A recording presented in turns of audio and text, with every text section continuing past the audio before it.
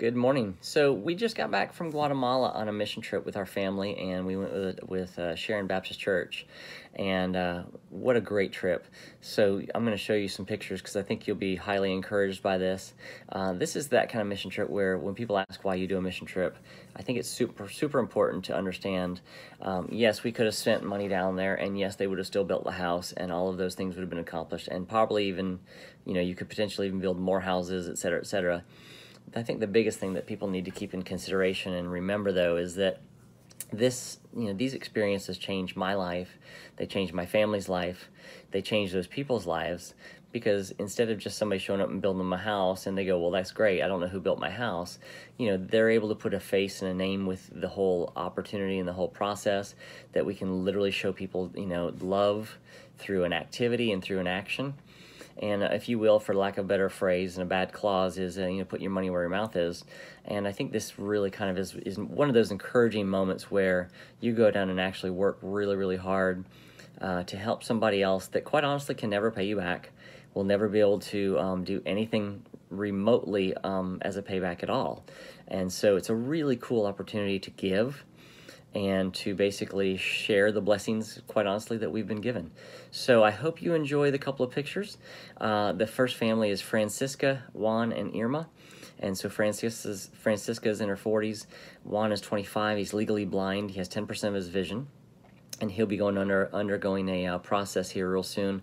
They're going to give him a small surgery that should enable his vision to go back up to about 25% for the next 6 or 7 years. So hopefully that'll be a good blessing for him. But because of his vision and being legally blind, he's unemployable. So at this point, the short version of the story is Francisco runs a snow cone machine. So she owns a snow cone machine and she wants that to be a business, but she doesn't have anywhere to store her ice blocks. So Juan has to work for a lady for free that can store all the ice blocks and keep all the supplies.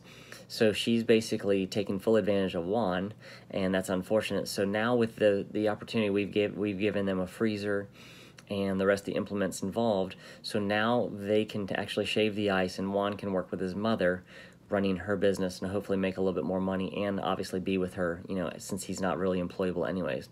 So that's a huge, huge thing. There was another family. You'll see a picture of a father with 9 children. The mother died 30 minutes after birth of the last child. He was in the middle of building their house, and so we went in and basically put in the windows and the doors and finished the construction of the house. And then the oldest daughter had picked the green color, the lovely green color. So you'll see that. And that was a huge, huge deal to be able to paint their house, put the windows and doors in there for security so that they could really separate themselves within the 3 rooms. Because as it stands right now, they were sleeping on 1 or 2 beds. And so in the next month or so, they'll be getting all new beds that we're going to provide for them as well. So each child will have their own bunk bed. So that'll be another huge thing. And then there was another couple pictures where another woman who honestly wanted to run a snow cone business as well, so she could help her spouse. And then one of the pictures is a family in their house that had no electricity or no water. And the short story on that was basically they moved into a new community, and in order to connect to the infrastructure of that village or that community was going to cost $1,000 US. And he's working his tail off as a farmer and just can't save money fast enough. So obviously they're living in a place with no electricity or no water. The daughter's having to do homework by candlelight. One night she burned her homework, so she showed up at work the next day and got a 0. At school the next day and got a 0 because she burned her homework, which is the whole dog ate my homework. Even in a different country, it's just a different example, but it's a candle burned my homework, which I thought it was very funny and at the same time sad. She was giggling about the whole thing, about how funny that sounded and how preposterous. But it was great to be able to be involved in helping these families. So what we were able to do for them is actually provide them some supplies for this lady's business. She makes these almost like a tamale. So we gave her, corn husks and lots of corn and lots of supplies for that business.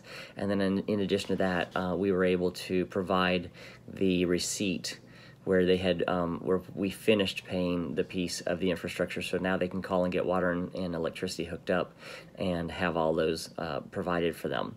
So really, really amazing outpouring, amazing blessings we were able to push forward and share with others. So I hope you enjoy the video and just feel encouraged by this. It's fantastic how much we really have here and how blessed we are. But of course, it's just even better if you can share that with other people. So I hope you're encouraged. And if there's anything I can do for you, obviously reach out to me. Have a great day.